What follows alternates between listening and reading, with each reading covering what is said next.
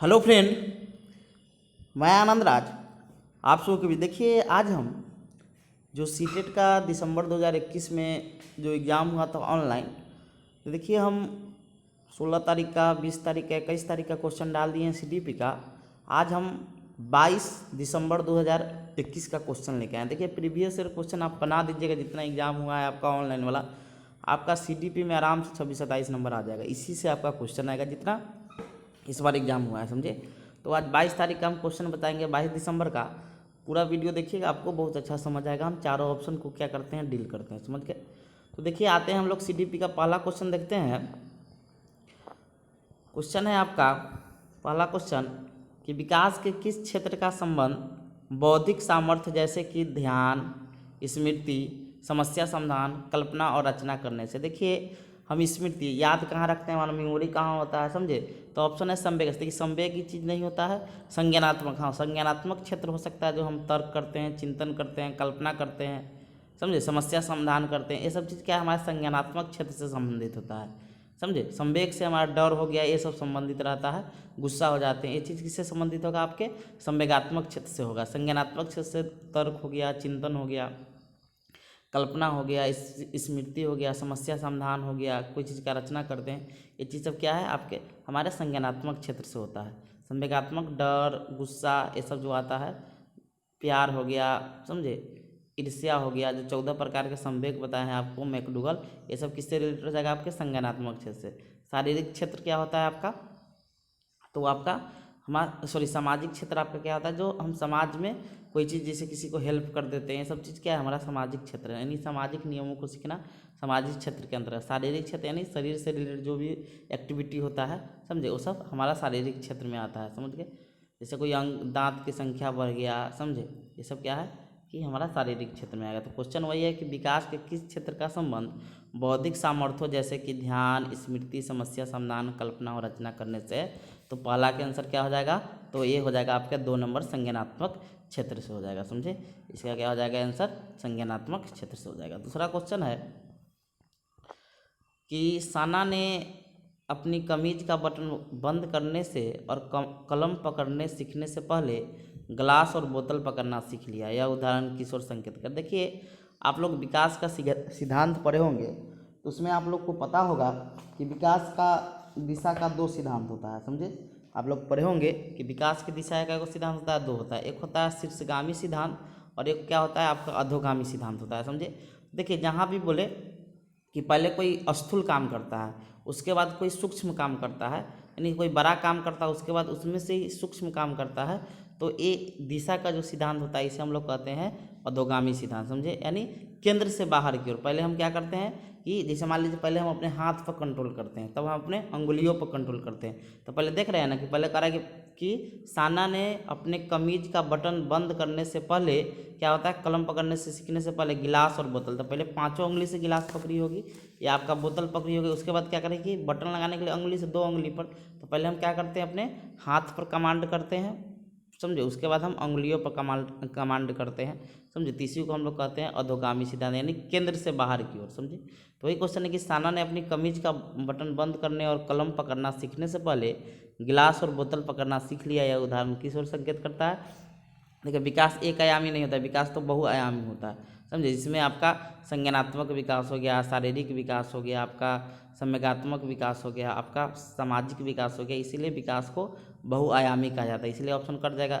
विकास का दिशा शीर्षगामी, देखिए ये भी होता है, गामक विकास होता है, लेकिन ये आपका इस क्वेश्चन से रिलेटेड नहीं है। ये भी आपका दिशा का सिद्धांत है, लेकिन ये क्या होता है, सिर से पैर की तरफ होता है, समझे। यह विकास क्या होता है, सिर से पैर की तरफ, यह होगा नहीं।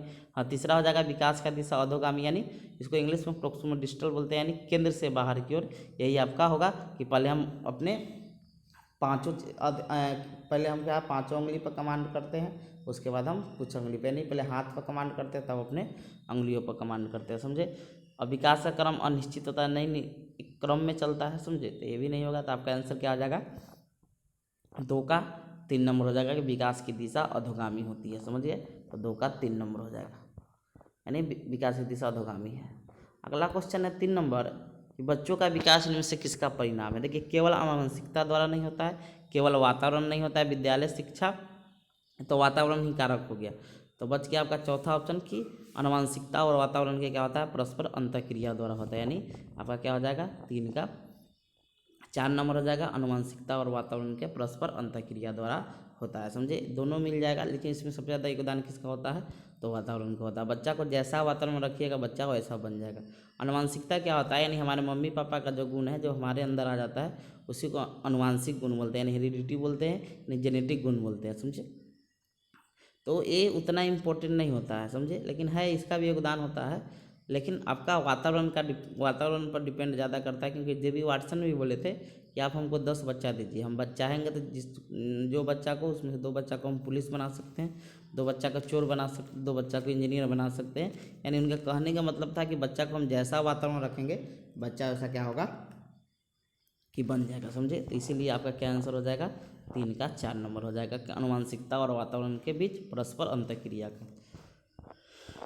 चौथा क्वेश्चन है कि निम्न में कौन कारक समाजीकरण का प्राथमिक कारक नहीं है। अब देखिए कुछ चीज़ बता दे, क्वेश्चन देना चाहिए कि समाजीकरण का प्राथमिक कारक कौन है, तो परिवार आराम से हो जाता है। लेकिन देखिए जब क्वेश्चन दे दिया तो उसी के अकॉर्डिंग आपको सोचना भी है, क्योंकि इंग्लिश में वही चीज़ लिखाया है कि which of these of not a primary agent of socialization, यानी कह रहा है कि निम्न में कौन कारक समाजीकरण का प्राथमिक कारक नहीं। तो ऑप्शन के अकॉर्डिंग आप बता सकते हैं कौन नहीं होगा। देखिए परिवार तो होता ही होता है, आस पड़ोस को भी ले सकते हैं ऑप्शन के अकॉर्डिंग, समकक्षी समूह यानी पीर ग्रुप को भी ले सकते हैं, समझे, लेकिन सरकार ये प्राथमिक में नहीं आएगा, जब आएगा द्वितीयक में ही आएगा। इसीलिए इसका आंसर क्या हो जाएगा आपका 4 का 4 नंबर हो जाएगा कि कौन सा कारक समाजीकरण का प्राथमिक कारक है, तो परिवार। देखिए ऐसे जो जनरली आपका क्वेश्चन आता है तो परिवार और परिवार के जो निकटतम सदस्य होते हैं वो प्राथमिक कारक में आते हैं, यानी प्रथम यानी मुख्य समाजीकरण के संस्था होते हैं। उसके अलावा आपका स्कूल हो गया, विद्यालय स्कूल हो गया, आपका मीडिया हो गया, जनसंचार जो बोलते हैं, फिर उसके बाद आपका पड़ोसी जो होता है वो आता है आपका द्वितीयक में। लेकिन यहाँ पर ऑप्शन के अकॉर्डिंग आपका आंसर 4 नंबर हो जाएगा, सरकार आपका क्या हो गया प्राथमिक कारक में नहीं आएगा। समझे, तो आपका 4 का 4 हो जाएगा। अगला क्वेश्चन है 5 नंबर कि हाइजेंस की दुविधा पर बच्चों की प्रतिक्रिया के आधार पर लॉरेंज कोहलर ने किस विकास की विभिन्न अवस्थाओं को प्रतिपादित किया था। पहला है नैतिक विकास, दूसरा है सामाजिक विकास, मनोवैज्ञानिक विकास, और चौथा है व्यक्तिगत विकास। समझे, तो आपको पता होगा इसका आंसर कि लॉरेंज कोहलर को कौन सिद्धांत दिया था, तो सभी लोग को पता होगा कि लॉरेंज कोहलर ने क्या दिया था कि आपका नैतिक विकास का सिद्धांत दिया था। समझ गए। आगे है आपका क्वेश्चन है आगे 5 हो गया, यानी इसका आंसर क्या हो जाएगा आपका नैतिक विकास हो जाएगा। समझे, यानी 5 का क्या आंसर हो जाएगा नैतिक विकास। आपके जैसे आपके पियाजे ने संज्ञानात्मक विकास का सिद्धांत दिया है, समझे, वैसे ही लॉरेंज कोहलबर्ग ने क्या दिया है आपका नैतिक विकास का सिद्धांत दिया है, जिसमें उसने 3 स्तर, जिसमें 3 स्तर कौन कौन थे आपके, तो पूर्व परंपरागत स्तर, परंपरागत स्तर और आपके उत्तर परंपरागत स्तर, यानी प्री कन्वेंशनल, कन्वेंशनल और आपके पोस्ट कन्वेंशनल। समझे, इसमें से सब स्तर में 2-2 अवस्था बताए थे।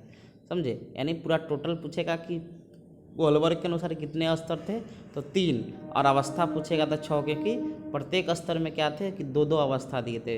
इसमें पहला जो आपका था पूर्व परंपरागत में आपका था आज्ञा में दंड की अवस्था, दूसरा था आपका अहंकार की अवस्था है, उसी को हम कहते हैं व्यक्ति उद्देश्य उन्मुखन। समझे, दूसरा अवस्था था परंपरागत स्तर में, उसमें भी 2 अवस्था दिए थे, जो अच्छा लड़का लड़की उन्मुखन होता है पहला, दूसरा आपका होता है उसमें सामाजिक व्यवस्था के प्रति समाज में नियम बनाएंगे उसके प्रति हम सम्मान, या उसी को कानून व्यवस्था के प्रति सम्मान की अवस्था करते हैं। उसके बाद आपका है, उसके बाद अगला क्वेश्चन है, उसके बाद आगे आपका जो उत्तर परंपरागत होता है उसमें होता है सामाजिक अनुबंध उन्मुखता, और उसके बाद आपका होता है सार्वभौमिक नियम का सिद्धांत। समझे, तो 6 आपका अवस्था होता है। चलिए, तो ये आपका हो गया कि हाइजेंस जो आपका लॉरेंज कोहलबर्ग था और नैतिक विकास का सिद्धांत दिया था।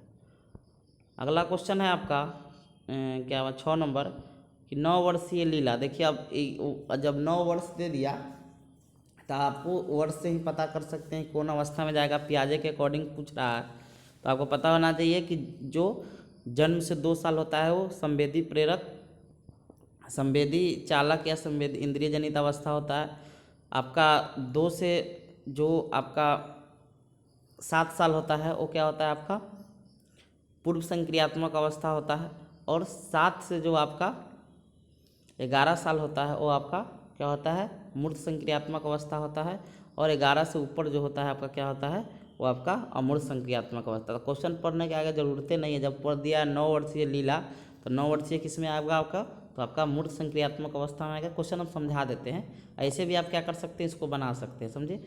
आप इसका जो अथी याद होगा कि जैसे पूर्व संक्रियात्मक अवस्था क्या आता है आपका 2 से 7 साल आता है, अमूर्त संक्रियात्मक कितना आता है आपका 11 से ऊपर रहता है, मूर्त संक्रियात्मक आपका 2 से 7 साल रहता है।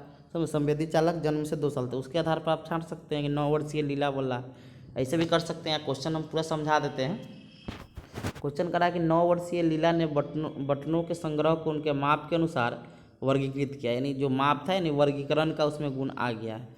फिर उसे सभी समूहों के बटन को एकत्रित किया यानी जमा किया, फिर उन्हें छेद के आधार पर दोबारा वितरित किया यानी बांट दिया, यानी वर्गीकरण करने का उसमें गुण आ गया। तो पियाजे वर्गीकरण का गुण किस अवस्था में आता है, तो ऐसे मूर्त संक्रियात्मक अवस्था में आता ही है। ऐसे 9 साल लिख दिया था, आपको आगे पढ़ने की आवश्यकता ही नहीं है। तो इसका आंसर क्या हो जाएगा आपका, तो आपका 3 नंबर हो जाएगा आपका क्या नंबर का, तो 6 का 3 हो जाएगा मूर्त संक्रियात्मक अवस्था।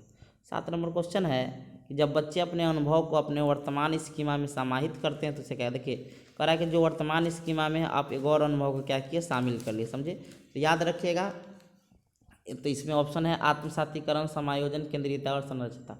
देखिए इसको समझाते हैं। देखिए एक होता है आपका आत्मसातीकरण, ज़्यादा क्वेश्चन यही पूछता है, और एक होता है समायोजन। देखिए आत्मसातीकरण का मतलब होता है कि जो चीज़ आप जान रहे हैं उसमें आप क्या किए एक और चीज़ आप शामिल कर लिए, यानी 2 का पहरा आप जानते थे और 3 का पहरा आप याद कर लिए, यानी 2 को में अपने वर्तमान ज्ञान में एक और ज्ञान क्या किए शामिल कर दी थी। इसे हम लोग कहते हैं आत्मसातीकरण, समझे। यानी इसको समझ गए होंगे कि इसको हम लोग क्या कहते हैं आत्मसातीकरण कहते हैं। लेकिन जब बोले कि जब हमारा वर्तमान ज्ञान हो या पूर्व ज्ञान हो उसमें जब हम संशोधन करते हैं, मॉडिफिकेशन करते हैं, समझे, जो हमारा नॉलेज है तो उसको हम कहते हैं क्या, समायोजन बोलते हैं। तो एक सिंपल एग्जांपल के तौर पर आपको हम देना चाहते हैं दोनों का एग्जांपल। देखिए आत्मसातीकरण का मतलब क्या होगा कि आप जान रहे हैं उसको अपने अंदर में समाहित कर लिए, समझे। तो क्या हो गया, समायोजन का एक अच्छा एग्जाम्पल आपको देते हैं। जैसे मान लीजिए आप बिहार में रह रहे थे, बिहार में मान लीजिए जो प्लेट होता है जिसमें हम लोग खाना खाते हैं, थाली जो है, तो अब मान लीजिए आप साउथ में गए तो मान लीजिए उसको कुछ अलग नाम से जानता होगा। तो अपने जो वर्तमान ज्ञान जो आपका है पहले तो उस थाली को जान जाइए कि नया नाम उसका सीख लीजिएगा। फिर अपने जो आपका स्कीमा होगा, स्कीमा मतलब होता है ज्ञान का भंडार, हमारे अंदर जो होगा कि ये थाली को ना वहाँ पर जो चीज़ बोलते होंगे, समझे, प्लेट या जो भी बोले हम वहाँ पर इसी चीज़ को वहाँ पर अन्य नाम से जानते हैं। तो अपने हम ज्ञान में मॉडिफिकेशन क्या कर लिए, यही तो वही चीज़ है, समझे। तो इसी को हम लोग समायोजन कहते हैं, समझ गए। यानी जब आप में आत्मसातीकरण और समायोजन हो जाएगा तो वो अनुकूलन वहाँ पर आप कर जाइएगा, समझे। जैसे मॉडिफिकेशन शब्द बोल दिया, हम अपने पूर्व ज्ञान या हम अपने वर्तमान स्कीमा में क्या करते हैं मॉडिफिकेशन करते हैं, तो क्या हो जाता है, तो वो समायोजन हो जाता है, समझे। तो यहाँ पर तो बोल रहा है कि वर्तमान स्कीमा में एक नए अनुभव को शामिल कर लिए तो ये आत्मसातीकरण हो जाएगा। तो 7 का आंसर 1 नंबर हो जाएगा।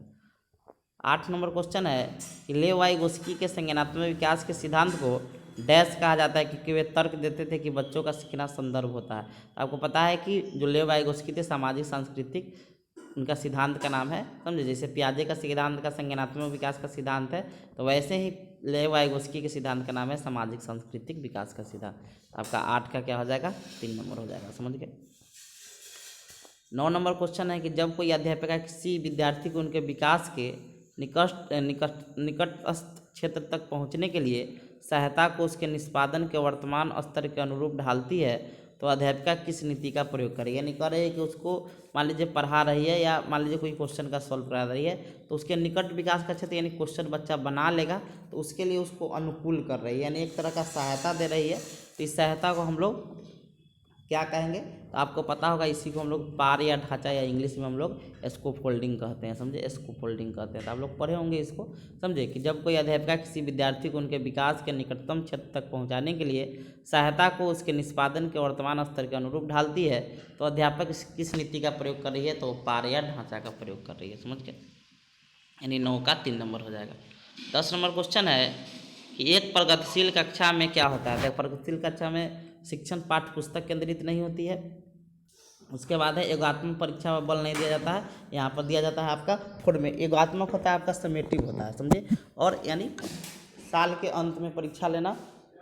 और आपका जो फॉर्मेटिव होता है जिसे हम लोग निर्माणात्मक या संकलनात्मक मूल्यांकन, हम लोग का रचनात्मक मूल्यांकन भी उसको बोलते हैं हम लोग, तो वो होता है कि बीच बीच में लिया जाता है, बच्चा को उससे पता चलता है कि बच्चा सीख रहा है कि नहीं सीख रहा है, समझे। तो योगात्मक मूल्यांकन पर बल नहीं दिया जाता है, आपका रचनात्मक मूल्यांकन पर बल दिया जाता है, तो ये भी गलत हो गया। तीसरा है कि विद्यार्थी अध्ययन में सक्रिय भूमिका निभाते हैं, तो ये सही हो सकता है। चौथा है देखिए दंड और पुरस्कार, इसमें बात नहीं चलता है, तो ये भी क्या हो गया आपका गलत हो गया। तो बच गया आपका 3 नंबर ऑप्शन, 10 का क्या हो जाएगा 3 नंबर आंसर हो जाएगा, समझ गए। 11 नंबर क्वेश्चन है आपका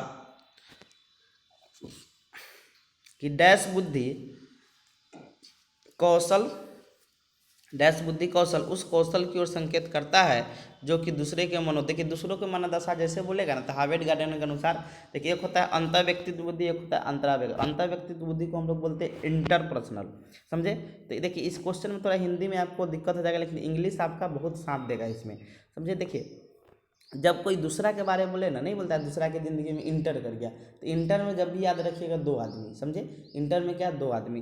तो जब भी बोले दूसरे के मनोदशा के स्वभाव से को पहचानता है तो इंटरपर्सनल हो जाएगा। जब अपने खुद के बारे में अपने स्वभाव को देख रहा है तो इंट्रापर्सनल हो जाएगा। हिंदी में देख सकते हैं अंतर व्यक्तित्व बुद्धि होता है, एक होता है अंतरा व्यक्तित्व बुद्धि, तो अंतर व्यक्तित्व बुद्धि, लेकिन हिंदी में गलती हो जाएगा, समझे। इंग्लिश ही आप देखिएगा इंटर रहेगा तो आप क्या कीजिएगा कि दूसरे में, और इंट्रा रहेगा तो अपने में, तो वही लिखा हुआ है इंटरपर्सनल, इसका आंसर हो जाएगा। यानी अंतर व्यक्तित्व बुद्धि उस कौशल की ओर संकेत करता है जो दूसरे की मनोदशा स्वभाव और आशय को पहचानता है तथा उन पर प्रयुक्त प्रतिक्रिया देता है, समझे। तो 11 का क्या आंसर हो जाएगा अंतर व्यक्तित्व। अंतरा व्यक्तित्व बुद्धि आपका क्या हो गया कि जिसमें अपने स्वभाव के बारे में कोई आदमी बताता है। स्थानिक अपने कमजोरी अच्छाई जो भी हो, स्थानिक बुद्धि होता है जो हम कल्पना, जैसे पायलट हो गया, समझे। उसके बाद जो स्ट्रक्चर घर का बनाता है ये सब में स्थानिक बुद्धि। तार्किक गणितीय बुद्धि मैथ इंजीनियर सब में पाया जाता है। आगे है 12 नंबर क्वेश्चन कि राष्ट्रीय शिक्षा नीति 2020 यह प्रस्ताव रखती है कि, तो क्या आंसर हो जाएगा कि प्राथमिक कक्षा के बच्चे को उनके घर, एकदम सही बात है कि प्राथमिक कक्षा के जो बच्चे उनके घर या स्थानीय भाषा में पढ़ना चाहिए, सही हो सकता है। दूसरा प्राथमिक कक्षाओं में शिक्षा का माध्यम एक ही तरह का भाषा, तो मानक तरह का हो गया, जो बच्चा जैसा भाषा सीखेगा वैसा में सिखाएगा, क्योंकि बहुभाषिता पर जोर दिया गया है। तीसरा क्वेश्चन तो ये भी गलत हो गया, शिक्षकों को द्विभाषिक उपागम प्रयोग हतोत्साहित नहीं करना चाहिए, प्रोत्साहित करना चाहिए, ये भी गलत हो गया। बहुभाषावाद को बहुभाषावाद तो अच्छी बात है, बहुभाषिता तो अच्छी बात है, देवी क्या हो गया गलत हो गया। तो बच गया आपका 1 नंबर ऑप्शन की प्राथमिक कक्षाओं के बच्चों को उनके घर की या स्थानीय भाषा में पढ़ाना चाहिए। 13 नंबर क्वेश्चन है कि एक विद्यालय बैडमिंटन प्रतियोगिता के लिए विद्यार्थियों का चयन करते समय लड़कों को प्राथमिकता देता है और संगीत प्रतियोगिता के लिए लड़कियों को प्राथमिकता देता है, क्या है तो एक तरह का क्या है, ये जेंडर रूढ़िवादिता है, समझे। यहाँ पर जेंडर पक्ष रूढ़िवादिता ही होगा, समझे, यानी धारणा बनाया है कि लड़की लोग कमज़ोर होती है या लड़की लोग गाना अच्छा गाती है, लड़का लोग बैडमिंटन अच्छा करता है, तो जेंडर रूढ़िवादिता यानी जेंडर स्टीरियोटाइपिंग है, इसको इंग्लिश में बोलते हैं, समझे। तो ये आपका क्या हो गया 13 का 4 नंबर हो जाएगा। 15 नंबर क्वेश्चन है कि सतत एवं व्यापक मूल्यांकन इनमें से क्या शामिल है। देखिए पहला है मूल्यांकन के मापदंडों और उपकरणों की योजना बनाए, एकदम सही बात है कि मूल्यांकन का मापदंड मतलब ये कि कैसे हम सीमा एक तय करेंगे, मानक रहता तो गलत हो जाता, समझे। तो मूल्यांकन के हम मापदंड कैसे कैसे हम बच्चा का मूल्यांकन करेंगे, मापदंड बनाएंगे ना, इस तरह मापदंड में हम बच्चा करेंगे, तो ये सही हो सकता है। दूसरा है कि शिक्षक द्वारा सावधानीपूर्वक रिकॉर्ड अभिलेख को तैयार करना, हम सही बात है, पोर्टफोलियो के नाम सुने होंगे, व्याख्यान लेख का नाम सुनेंगे, इसके द्वारा बच्चा का सतत व्यापक मूल्यांकन होते रहता है, ये भी सही है। बच्चों का समय समय पर परीक्षण करना, उनको देखिए बच्चा को परीक्षण मतलब बार बार परीक्षण तो टेस्ट नहीं लेना है और शनिर्वेद भी नहीं करना है, यानी इसको बांटना नहीं है, तो गलत ऑप्शन हो गया। अगला है कि शिक्षण को अधिगम प्रक्रिया के साथ एकीकृत करना, एकदम सही बात है कि हम शिक्षण को क्या करेंगे अधिगम प्रक्रिया के साथ जोड़ेंगे, समझे, तो ये भी सही है। यानी 1 2 4 आपका सही, देख लीजिए आपका 1 नंबर आंसर हो जाएगा। 14 का क्या हो जाएगा 1 नंबर आंसर हो जाएगा, समझे। 14 का क्या हो जाएगा 1 नंबर हो जाएगा। 14 का क्या हो गया 1 नंबर आपका आंसर हो जाएगा। 15 नंबर क्वेश्चन है कि राष्ट्रीय शिक्षा नीति के अनुसार 2020 के अनुसार आकलन के लिए अंतर्निहित सिद्धांत क्या होना चाहिए। मुख्य रटना तो क्या हो गया, ये तो गलत को आपका होता है। केवल विषय वस्तु आपका क्या होता है गलत होता है, विषय वस्तु और भी चीज़ है आपका TLM वगैरह है। सभी विद्यार्थियों के लिए उनको सीखने और विकास पर अनुकूल करना, हम सही बात है, सभी विद्यार्थी सीख सकते हैं, इसके लिए उनको अनुकूलित करना सही हो सकता है। विद्यार्थी और इसके अंत में तो आपको बोले थे ना कि आपको संज्ञानात्मक लिखा है विद्यार्थियों को वर्ष के अंत की परीक्षाओं के माध्यम केवल संज्ञानात्मक पक्ष नहीं करना है, बच्चा का सर्वांगीण विकास के लिए हम सभी पक्षों के यानी सतत व्यापक मूल्यांकन करेंगे और वर्ष के अंत में बार बार लेते रहेंगे। तो इसीलिए इसका आंसर क्या हो जाएगा आपका 3 नंबर हो जाएगा। 16 नंबर क्वेश्चन है कि भारतीय संसद ने दिव्यांग व्यक्तियों के लिए निम्नलिखित में कौन सा कानून हाल में पारित किया है। राष्ट्रीय शिक्षा नीति तो ये तो दिव्यांग के लिए है नहीं। निःशक्त व्यक्ति अधिनियम यानी समान अवसर, यही हो जाएगा आपका निःशक्त व्यक्ति अधिकार अधिनियम पारित किया है। समझे, दिव्यांगता के साथ व्यक्ति अधिकार नियम तो नहीं है। शिक्षा का अधिकार नियम तो उससे रिलेटेड नहीं, 2000 आपका 10 में आया था, 9 में बना था और पारित कब हुआ था 10 में, 1 अप्रैल 2010 को। इसका आंसर आपका 16 का 2 नंबर हो जाएगा। 17 नंबर क्वेश्चन है निम्नलिखित में कौन सा कथन प्राथमिक शिक्षा में समावेशन की भावना का सटीक रूप से वर्णन करता है। पहला ऑप्शन है शिक्षा का, देखिए माना कहा गया इसीलिए क्या हो गया ऑप्शन ये गलत हो गया। समझे। दूसरा ऑप्शन है कि शिक्षक कुछ जाति, देखिए कुछ जाति दे दिया है, कुछ जाति विशेष के बच्चे पूर्वाग्रह रखती है यानी गलत धारणा रखती है कि वो लोग पढ़ने में कमजोर होते हैं, ये भी गलत बात हो गया। तीसरा है कि शिक्षक को विशेष शैक्षिक आवश्यकता वाले बच्चों को कोई अपेक्षा नहीं होता है। देखिए कहने का मतलब कि जो विशेष आवश्यकता बच्चे हैं वो शिक्षा में अच्छा नहीं कर सकते, तो ये भी क्या है गलत बात है। चौथा है कि शिक्षक सांस्कृतिक रूप से उत्तरदायित्व शिक्षा शास्त्र का प्रयोग करती है। सही बात है, सांस्कृतिक रूप से जो उत्तरदायी शिक्षा शास्त्र होगा उसके लिए उसी का प्रयोग करती है। समझे, तो इसमें सबसे बेटर ऑप्शन यही आपका 17 का 4 हो जाएगा। 18 नंबर क्वेश्चन है कि निम्नलिखित में कौन सी विशेषताओं का समूह प्रतिभाशाली छात्रों को परिभाषित करता है। समझ गए। तो पहला आपका ऑप्शन है कि ये मतलब सीखता से सीखते हैं और उन्हें याद रखते हैं। एकदम सही बात, बच्चा जल्दी सीख लेगा, उसको याद भी मेमोराइज भी करके रखता है। मतलब विशेषता पूछ रहा है कौन प्रतिभाशाली बच्चा का विशेषता, यहाँ नहीं बोला है कि ये चीज़ याद आ गया तो उसको काट देंगे। समझे, ऐसा नहीं, यहाँ विशेषता पूछ रहा है इसलिए याद यहाँ सही है। समझे, जैसे मान लीजिए कोई विकलांग बच्चा होगा, उसका विशेषता कुछ होगा ना, तो वैसे प्रतिभाशाली बच्चा का विशेषता होता है कि वो शीघ्रता से सीखते हैं और उसे याद रखते हैं, सतर्क है और तुरंत उत्तर देते हैं, बारीकी से अवलोकन करते हैं, ये भी सही बात है। त्वरण के साथ बेहतर, त्वरण मतलब एक एक्सलेशन होता है, समझे, एक गति के साथ क्या करते हैं बेहतर प्रदर्शन करते हैं, यानी तीनों ऑप्शन सही है आपका, इसलिए इसका 1, 2, 3 सही हो जाएगा, यानी आपका 18 का 3 नंबर हो जाएगा। समझ गए। 19 नंबर क्वेश्चन है कि निम्नलिखित में से कौन सी शैक्षणिक प्रणाली अत्यधिक दृष्टिबाधित से निम्नलिखित में कौन सी शैक्षणिक प्रणाली अत्यधिक दृष्टिबाधिता से जूझते हुए विद्यार्थी के समावेशन से प्रभावशील नहीं है। दृष्टिबाधित बच्चा नहीं देख सकता है, उसके लिए कौन प्रभावशाली नहीं है। प्रत्यक्ष एवं स्पष्ट रूप से बोलना और पढ़ना। समझे, तो एकदम सही बात है भाई, नहीं देख सकता सुन तो सकता है ना। दूसरा 3 आयामी नक्शे और चार्ट, वही हो गया छू कर जो स्पर्श करके 3D आकृति दे, भी सही बात है। ऐसी किताबों और बोर्ड जिसे छुआ या महसूस किया जाए, ये भी क्या है आपका सही है। समझे, ये भी आपका क्या हो जाएगा सही हो जाएगा। चौथा है कि आपका दृश्यात्मक प्रस्तुतिकरण है देने के लिए कंप्यूटर देखिए नहीं सकता है तो क्या वो दृश्य देख कर कोई चीज़ देख कर कैसे सीख लेगा। समझे, उसके लिए क्या होना चाहिए कि कोई सुनने वाला चीज़ यंत्र दीजिएगा तो वो चीज़ उसके लिए फ़ायदा होगा, यानी आपका 19 का क्या हो जाएगा 4 नंबर हो जाएगा। 20 नंबर क्वेश्चन है कि अभी कथन दिया है कि शिक्षिका को सभी बच्चों के अर्थपूर्ण सीखने के लिए अधिगम की विविध मौके उपलब्ध कराना चाहिए, एकदम सही बात है। और सभी बच्चों में सीखने की क्षमता होती है, एकदम सही बात है। इसका आंसर आपका क्या हो जाएगा कि ए और बी दोनों सही है और व्याख्या भी कर। देखिए इसका थोड़ा आप लोग का डाउट होगा, इसका कैसे बताएं कि ए बी सही है, व्याख्या कर रहा है कि नहीं कर रहा है। तो देखिए जैसे आपको लगे ना कि सीखने से संबंधित दोनों एक दूसरे से ऑप्शन को रिलेट है। जैसे देखिए पहला ऑप्शन है कापला कथन ए बोल रहा है कि शिक्षिका को सभी बच्चों को अर्थपूर्ण सिखाने के लिए अधिगम के विविध मौका दीजिएगा तो सभी बच्चा नहीं सीखेगा, जो बच्चा नहीं सीख रहा है वो भी सीख लेता। कह रहा है कि सभी बच्चों में सीखने की क्षमता होती है, कोई दूसरा विधि से सीखता है, कोई तीसरा विधि से सीखता है, लेकिन सीखता तो सभी बच्चा है। एकदम सही बात कर रहा है, तो ये कह रहा है ए और आर दोनों सही है और आर से सही व्याख्या करता है ए का। समझ गया, यानी 20 का क्या हो जाएगा 1 नंबर हो जाएगा। 21 नंबर क्वेश्चन है कि एक विद्यार्थी जो नियंत्रण के बाह्य अधिकारिता में विश्वास रखती है परीक्षाओं में अपनी असफलता का कारण किसे बता रही है। यानी कह रहा है कि इस क्वेश्चन को एकदम समझिएगा कि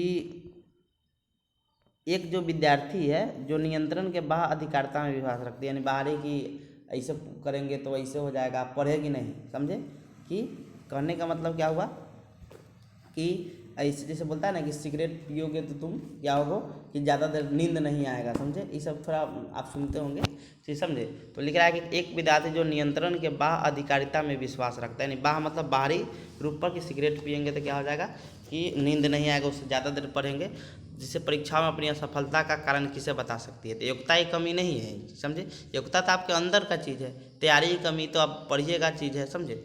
ये चीज़ है त्रुटिपूर्ण दृष्टिकोण नहीं हुआ, लेकिन बुरी आपकी जो किस्मत है, इसको आप क्या कीजिएगा कि बुरी किस्मत मतलब क्या हो गया यहाँ पर कि आपका जो क्या बाह्य अधिकारिता मतलब नहीं होता है कि उसको क्या कहते हैं कि थोड़ा अति टाइप का हो गया कि मतलब जो अति पे विश्वास करते हैं वो चीज़ पर है।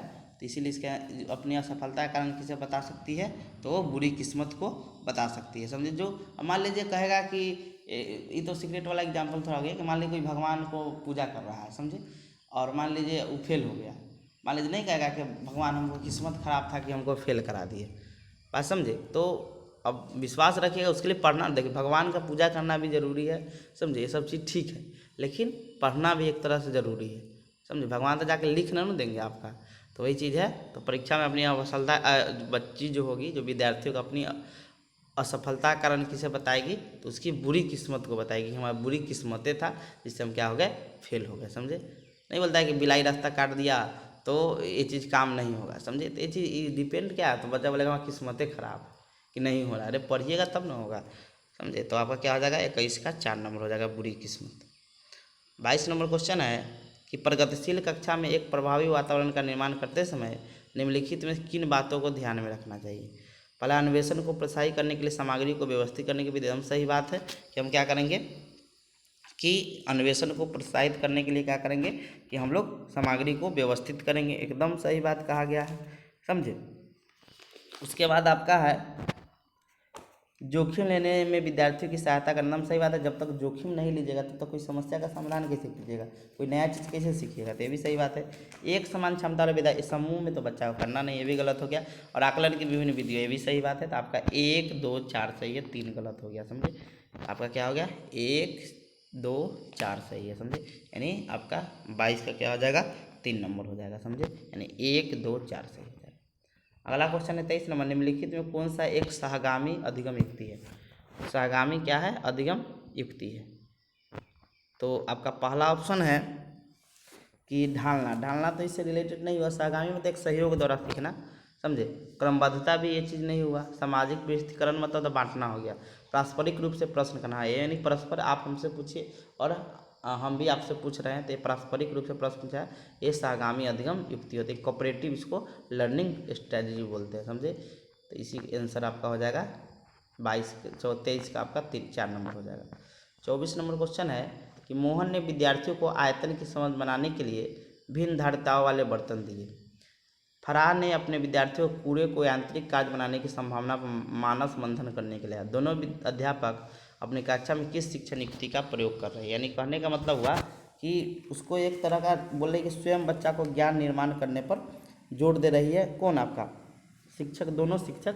यानी मोहन ने विद्यार्थियों को आयतन की समझ बनाने के लिए भिन्न धारिता वाले बर्तन दिए और फरहान ने विद्यार्थियों को कूड़े के यांत्रिक कार्य बनाने, जो कूड़ा उसका आप कहते थे बच्चा को स्वयं सीखने पर क्या करे जोर दे रही है। तो देखिए व्यवहारवादी तो होता नहीं, उसमें तो त्रुटि ये सब चीज़ रहता है, आपका भूल रहता है, ये होगा नहीं। रचनावाद हो सकता है, बनी रचनावाद में बच्चा स्वयं ज्ञान का निर्माण करते हैं, सही हो सकता है। स्पष्ट अनुदेशन कुछ नहीं है, सक्रिय अनुकूलन तो बच्चा रहता ही, लेकिन आपका इसका आंसर क्या हो जाएगा, तो रचनावाद हो जाएगा, समझे। यानी 24 का 2 नंबर हो जाएगा। 25 नंबर क्वेश्चन है, 25 नंबर आपका क्वेश्चन है कि शिक्षा ढांचे में शैक्षणिक अवबोध के अतिरिक्त छात्रों के सामाजिक संज्ञानात्मक आवश्यकताओं को ध्यान देना चाहिए। एकदम सही बात है कि बच्चा को हम क्या करेंगे, उनके मान लीजिए जब पढ़ा रहे हैं तो उनके सामाजिक संवेगात्मक, मान लीजिए समाज में रहता है जहाँ पर गलत चीज़ हो रहा है, उसकी संवेगात्मक इसमें गुस्सा हो जाता है, इस पर भी ध्यान देने की आवश्यकता है। दूसरा, संज्ञान में संवेग महत्वपूर्ण भूमिका रहता है। मान लीजिए आपका सर दर्द कर रहा है या मान लीजिए आप गुस्सा में, दिन पढ़ने का आपका मन करेगा, तो वही जगह संज्ञान और संवेग में क्या होता है, अंतर, दोनों एक दूसरे से संबंधित होते हैं, समझे। तो ये संज्ञान में संवेग महत्वपूर्ण भूमिका निभाते हैं, एकदम सही बात है। तो शिक्षा में क्या करना चाहिए, शिक्षा आपका संज्ञान यानी रिलेटेड हो गया और संज्ञान आपके भावना से रिलेटेड हो गया, यानी आपके जो गुस्सा आता है ये सब, तो दोनों सही है आपका। यानी आपका शिक्षा ए भी सही है, आर भी सही है और व्याख्या भी कर रहा है, समझे, यानी आपका 25 का 1 नंबर हो जाएगा। 26 नंबर क्वेश्चन है कि शैक्षणिक कार्यों में बच्चों द्वारा की गई त्रुटि को समझना निम्न में से क्या है, यानी कह रहा है कि जो बच्चा शैक्षणिक कार्य में बच्चा त्रुटि को क्यों समझना चाहिए। पहला ऑप्शन है केवल विद्यार्थी को देखिए बौद्धिक क्षमताओं का आकलन करना प्रासंगिक नहीं है, समझे। शिक्षण अधिगम प्रक्रिया में केवल शिक्षक का दास्ता कि बच्चा फेल हो रहा था, शिक्षक के दास्ता में पता लगाना ये चीज़ है नहीं। शिक्षण के साथ साथ सीखने की प्रक्रिया देखिए बच्चा कैसे सीखते हैं ये चीज़ पता लगाने के लिए हम लोग क्या करते हैं कि त्रुटि को समझते हैं कि बच्चा कैसे समझते हैं, समझ गए।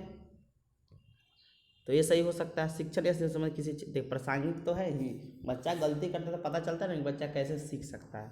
तो आपका 26 का 3 नंबर आंसर हो जाएगा।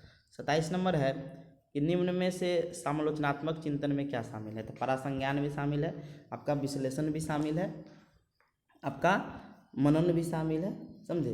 यानी कहने का मतलब क्या हुआ कि परासंज्ञान मतलब हाइपो रीजनिंग होता है, मेटाकोग्निशन होता है। परासंज्ञान मतलब बहुत ज़्यादा सोचना, एनालिसिस करना और रिफ्लेक्शन, यानी इसको बोलते हैं हम लोग मनन करना, समझे। तो ये चीज़ तीनों सही है, आपका 1 2 3 सही हो जाएगा। 27 का ये नंबर हो जाएगा, 1 2 तीनों सही है। 28 नंबर क्वेश्चन है कि अनीता जो कि चौथी कक्षा की अध्यापिका है अपनी कक्षा में एक ऐसी स्थिति का सामना कर रही है जहाँ कई विद्यार्थी पढ़ाए जाने वाले विषय में उकताहट महसूस कर रहे हैं, यानी मतलब उसको मन नहीं लग रहा है वो पढ़ाई में। इस स्थिति में उसे क्या करना चाहिए, समझे, यानी उस स्थिति में उसको क्या करना चाहिए। तो पहला ऑप्शन है इन विद्यार्थियों को अनदेखा तो नहीं करना है, गलत हो जाएगा ऑप्शन। दूसरा ऑप्शन इन दंडित भी नहीं करना है। पाठ की विषय वस्तु पर पुनः चिंतन कीजिए कि बच्चा क्यों नहीं पढ़ा है, हम फिर दूसरा विधि अपनाएं, सही हो सकता है।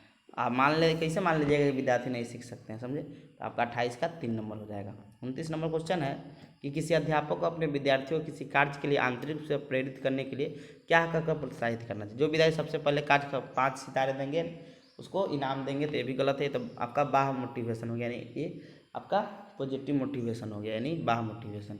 मैं देखता हूँ कौन प्रथम आता, प्रथम वाला बात हो गया, तो ये भी क्या है, बाह हो गया। इस पर काम करना कितना मज़ेदार है, चलो देखते हैं कि हम इस गतिविधि से क्या क्या सीख सकते हैं। तो इसका आंसर आपका क्या हो जाएगा, 3 नंबर हो जाएगा, समझे। कि यानी ये चीज़ क्या हो गया कि इसमें इनाम का बात, ये सब का बात नहीं हो रहा है।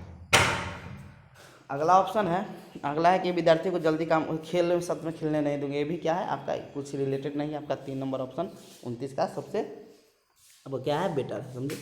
30 नंबर आपका क्वेश्चन, तो 29 से क्या हो जाएगा आपका 3 नंबर हो जाएगा। 30 नंबर क्वेश्चन है कि सीखने की गति क्या है, पूरी तरह से व्यक्तिगत कारक पर क्या होता है, नहीं निर्भर होता है। ये दूसरा है पूरी तरह से पर्यावरणीय कारक पर नहीं है। पर्यावरण अच्छा दे रहा है, किताब खरीद दे दिए, समझे, और बच्चा का मन नहीं है पढ़ने का। व्यक्तिगत हो गया कि मान लीजिए आपका मन है पढ़ने का और सामने वाला अच्छा से कहिए नहीं रहता, ये भी डिपेंड है। अगला व्यक्तिगत और पढ़ने में कारण अप्रासंगिक क्रिया, यानी आपको टीचर भी अच्छा मिलना चाहिए और आपको सीखने का भी चीज़ होता है, दोनों सही है। चौथा है व्यक्तिगत पढ़ने का स्वतंत्र, दोनों से नहीं है, समझे। अब दिमागे नहीं है आप तो कहाँ सीख पाइएगा। तो इसका 30 का 3 नंबर हो जाएगा, समझे। ऐसे ही आपको और भी क्वेश्चन सेट का कराते जाएंगे, समझे। Thank you.